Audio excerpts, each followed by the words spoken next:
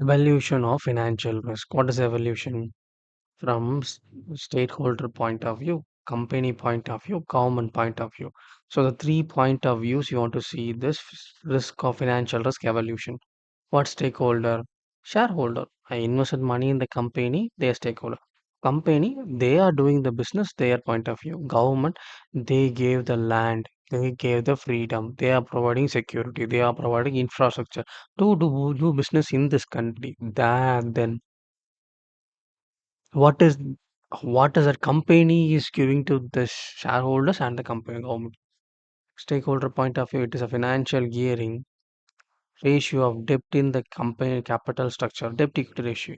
Company profit view, company point of view. The company borrows excessively, it can be forced to go liquidation.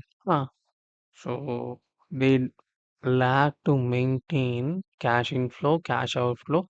They lack to maintain the financial strategy. Government point of view, financial risk can be viewed as a failure of any bank. The money that the company got as loan is from the public. If the company make a default, that will affect the people, the government. This is the evolution of financial risk.